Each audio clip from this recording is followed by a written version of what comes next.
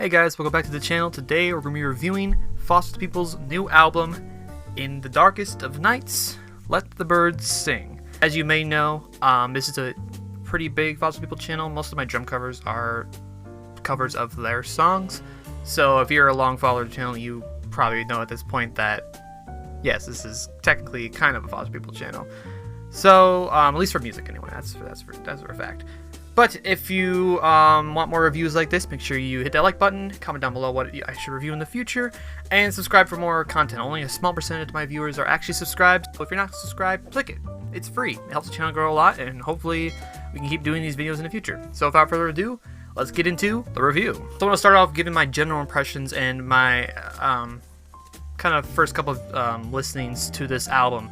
I listened to it right when it released at, I don't know, it was 11 Central Time for me, so I listened through all 6, even though the first 3 were actually released beforehand as singles. So that would be Lamb's Wool, The Things We Do, and Under the Moon, which came out a few weeks ago. I did a drum cover on that, link the card right there. I've been a fan of their music for the last 3 years now. I think I became a fan after their 3rd album. My friend Javon actually introduced me to the band after, you know, everyone knows Pumped Up Kicks and all their quote-unquote bigger hits. But I actually got into the band and like listened to their albums constantly. I know their secret songs. I watch a lot of their live stuff, so I've been a true fan for the last 3 or so years. So going into this, I am a fan of the band, and I usually try to give the benefit of the doubt to everything that they release. But some things I've criticized in the past, well, not on the channel, but just of people that, Javon basically, he's the only other person I talked to about the band. Going into this, I knew that it was going to be more poppy. Poppy isn't like pop music. They started off as an indie band, and they've kind of evolved into this more pop-centric in these last few years after the 3rd album, which was Sacred Hearts Club. So going into it, I knew what I was going to expect. Especially from the 3 songs that were already released, I knew kind of the general feel of the album, or the EP, sorry, it's not an album. It's a 6-track EP, and technically they should have released an album this year, but hey, guess what year it is, guys? We're still here. But every 3 years they've had a track record of releasing an album, so I think this is like technically what their album is going to be. But they've become an independent band now. They don't have any record labels anymore, so I'm sure we won't be getting as much music. Even though they have released a lot of songs in the last 3 years since their last album. They've done a couple of collabs with the Knox. They've had tons of singles like Worst Night Style. They had a kind of a mini like 3-track EP I think a couple years ago. They've also had these 3 songs they released before they announced that they're doing the EP. So they've had a lot of music in the past that could make up a full album, but they didn't turn it into an album. So that was my general impressions going into it. Listening to the EP a couple times through, there's definitely highs and lows. It's not really a spoiler review. I won't be getting into like if you haven't listened to the songs and you're not really big of a fan, it's fine, you don't have to. But if you want to be able to understand what I'm talking about in this review, there'll be a link in the description to either Spotify or other means of listening. So if it's only half an hour, but it's less than a half an hour to listen through all 6 of their tracks. So if you want to give a more insight of this review, hit the link in the description for more. So without further ado, let's break down all 6 songs, and then at the end we'll rank them and to see which one reigned supreme, which one did not. So the first track in the EP is Walk With a Big Stick. Now, this song is a very different style. Personally, spoiler alert, it's probably my favorite out of the 6 in this EP. It has a very different style. I like to tell it's like more like when the chorus comes in, it's more like a doo-wop. I don't know, there's like, I don't know. It's very laid back. It feels 60s, 50s. I don't know the time genre or the time frame for it, but it definitely is a different feel to the chorus, and I really like the groove that brings into the EP. So Walk With a Big Stick I think it will be underrated, but it's definitely a great opener for this EP. Second song, I feel this will be the most popular but I feel like it's not even close to being the best from this EP. Hot take, I know. Personally, there are a lot of things that are cool about the song. There are a lot of interesting ideas with it, but I do feel like it is lacking that foster the people feel to it. Then again, this whole album is trying to change their style of music, which I'm not sure how I feel about it yet.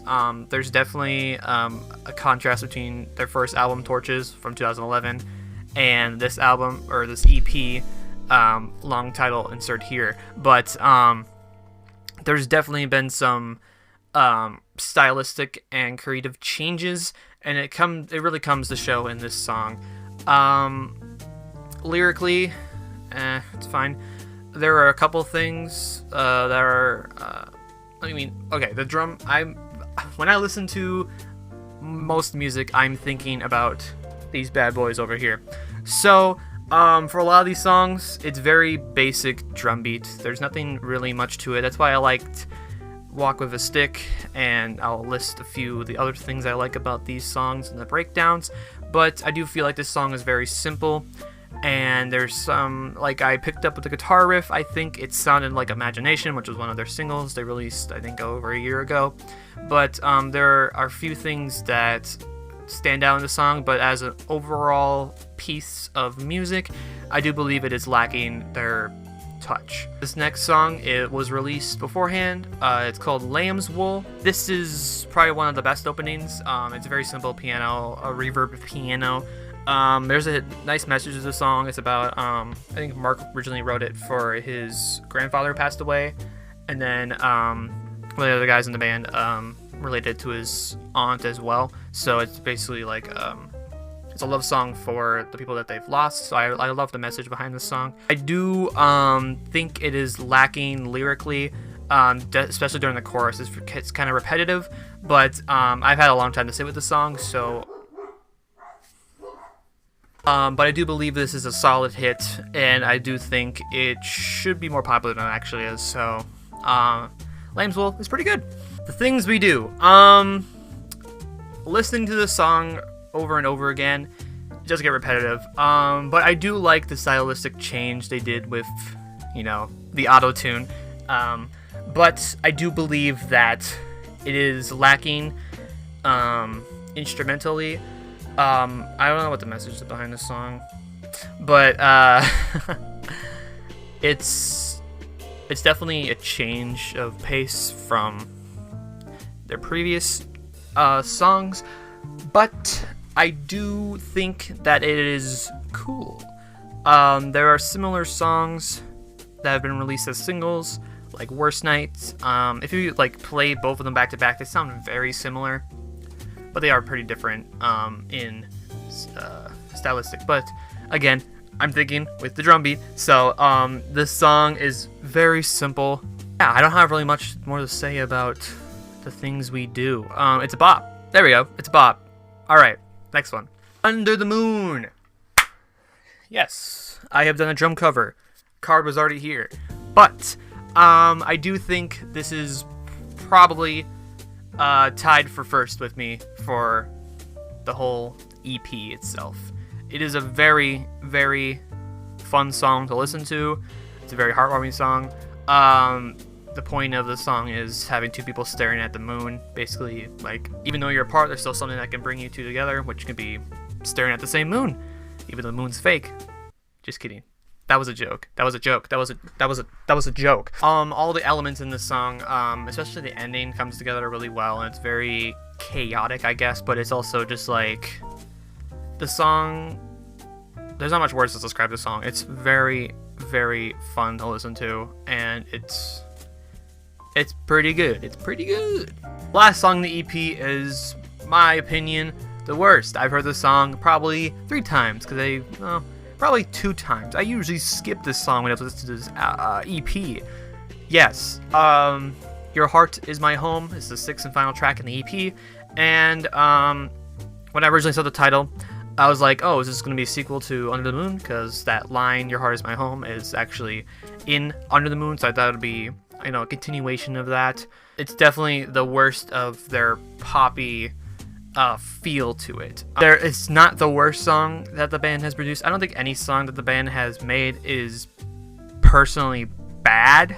I do believe that they have some missed hits, which I believe is this one. There's something really stylistically differing from this song. Lyrically, it is the worst. Struggling to write lyrics. Personally, I'm in a band, link in the description.